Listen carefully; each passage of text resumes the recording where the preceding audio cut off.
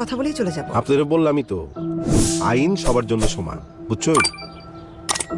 2025 সাল শেষ হতে চলছে, কিন্তু এই বছরের বাংলা নাটক যে উচ্চতায় পৌঁছেছে তা কি আপনি কল্পনা করতে পেরেছেন? এক সময় আমরা বলতাম নাটকের মান কমে গেছে, কিন্তু এই বছরের শেষে এসে সেই ধারণাটা একদম পাল্টে গেছে। কোটি কোটি ভিউ আর সোশ্যাল মিডিয়া ট্রেন্ডিং সবই ঠিক আছে, কিন্তু গল্পের বিচারে এমন 5টি নাটক এই বছর রাজত্ব করছে যা না দেখলে আপনি বছরের সেরা বিনোদনটাই মিস করেছে। আর এই তালিকায় 1 নম্বরে থাকা নাটকটি নিয়ে সারা দেশে যে তোলপাড় শুরু হয়েছে সেটা কি আপনি জানতেন?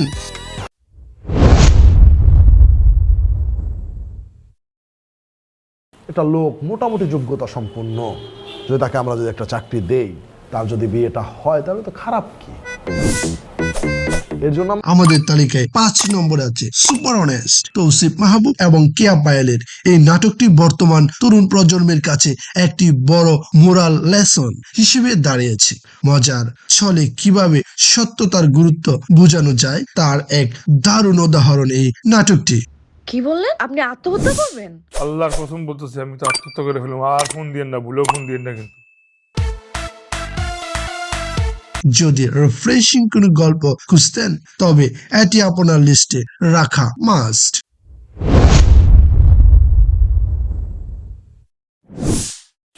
কিছুই করতে পারি না। জেলখানা মনে হলে জেলখানা, কিন্তু আমি যেভাবে চাই, আমার বাবা যেভাবে চাই, এর বাইরে নড়চড় যদি কোনো কিছু হয় তুমি। তালিকার 4 নম্বরে আছে বর্তমান ইউটিউবের সবচেয়ে জনপ্রিয় জুটি নিলয় আলমগীর এবং হিমি এর উল্টাপাল্টা। এই জুটির কমিক টাইমিং নিয়ে নতুন করে কিছু বলার নেই, তবে এই নাটকটি কেন আলাদা কারণ এর স্ক্রিপ্ট। কাবাবের মধ্যে হাড্ডি আমার একদম পছন্দ না। তুমি একটা হাড্ডি, তাই তোমাকে নিব না। চলো। আমাকে না নিলে আমি কাউকে যাইতে দিব না। আমরা বাইরে যাবো, ঘুরবো, ফিরবো, প্রেম করবো। সাধারণ ভুল বুঝাবুঝি থেকে জন্ম নেয়া অসাধারণ হাস্যরস আপনাকে শুরু থেকে শেষ পর্যন্ত হাসাতে বাধ্য করবে।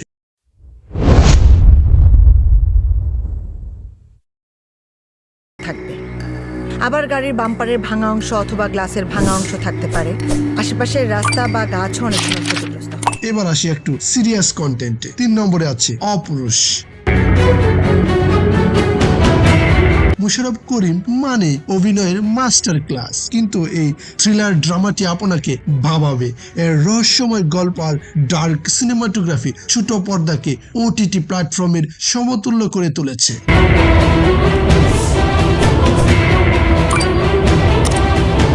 যারা একটু ভিন্নধর্মী এবং সিরিয়াস স্টোরি টেলিং পছন্দ করেন তাদের জন্য এটি বছরের অন্যতম সেরা কাজ।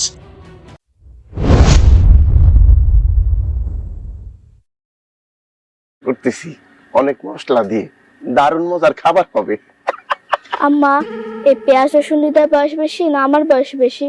মারে 2 নম্বরে আছে বছরের অন্যতম সফল সিকোয়েন্স কিপটুস্টু। রাশেদ সীমান্ত এবং অহনা রহমানের এই নাটকটি প্রমাণ করেছে যে গ্রামীণ প্রেক্ষাপটের গল্প কতটা আধুনিক হতে পারে। কিপটেমির চরম পর্যায় নিয়ে তৈরি এই নাটকটি ফ্যামিলি অডিয়েন্সের কাছ থেকে সবচেয়ে বেশি জনপ্রিয়তা পেয়েছে এই বছরে।